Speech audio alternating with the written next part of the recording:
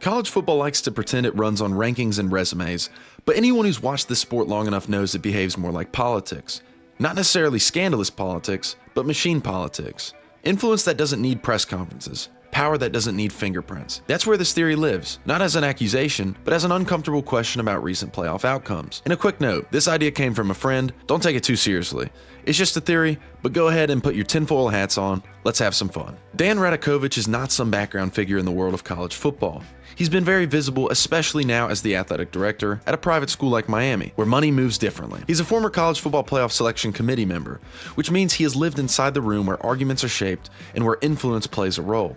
He ran Clemson during its rise into national power. Now he runs Miami, an ACC program that benefits materially when the ACC gets teams in the playoff. That kind of resume does not just disappear when your name is no longer on the committee list. In politics, former insiders still matter because they know how the system thinks. College football works the same way. Let's look at where Radakovich began. He played football at Indiana University of Pennsylvania, a program whose identity has been shaped across generations by the Cignetti family. Frank Cignetti Sr. defined IUP football from 1986 to 2005. Curt Cignetti later returned and he coached there from 2011 to 2016. Then he took that same football DNA to James Madison. He built JMU into a national power and eventually carried it to Indiana. Radakovich did not play for Frank Sr. and did not coach with Curt, but college football does not require direct overlap to create alignment. Machines are built on shared environments and connections.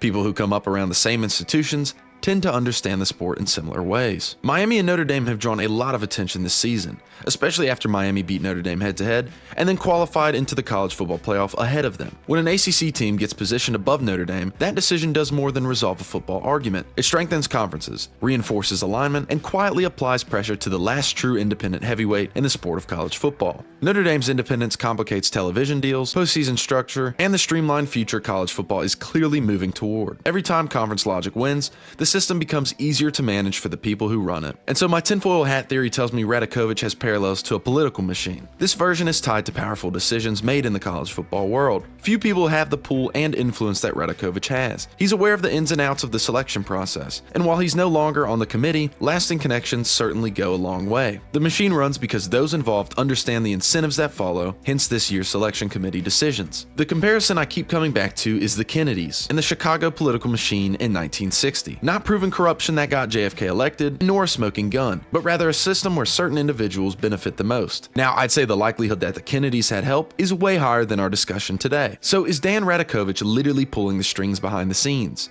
No, there's no evidence of that. But is he positioned in a way where outcomes benefit the ACC and Miami? Absolutely. And in a sport where money and relationships overlap as tight as they do here, Radakovich's ties could be further examined. You see how convenient it is for Radakovich and the Cignettis. A political machine tied to an influential football family. A former and current Cignetti coach team is in the playoff, and if James Madison wins on Saturday, they'll have a greater chance at facing Indiana. While that is highly unlikely, it's really fun to dream. Miami beat out Notre Dame last week, furthering the money that goes to both Miami and the ACC. In contrast, Notre Dame, a part-time ACC member, misses out on all of the playoff money, in part due to their independence. And from Radakovich's seat, that's about as clean a runout as you could draw it up. And while all of these decisions are absolutely defensible, do we see how the Radakovich machine works? Now to conclude, I'm not saying Dan Radakovich is literally pulling the college football playoff strings. I made this to explore the interesting connections he has and how this year's playoff benefited him greatly. He wins in this whole situation. The Hurricanes got to their first ever playoff. The Cignetti family has a chance to create history. It's interesting that when everything is put together, the money, the connections, the politicking, it all starts to feel less random. Thank you for making it to the end of this video, and I know this theory is very far-fetched, and some might say even unhinged. Is there a 99% chance that all of this is completely false? Yes, but is there a chance greater than zero that Radakovich is pulling some sort of strings? Absolutely. Thank you all for watching. Leave your suggestions down below in the comments, and I'll see you in the next one.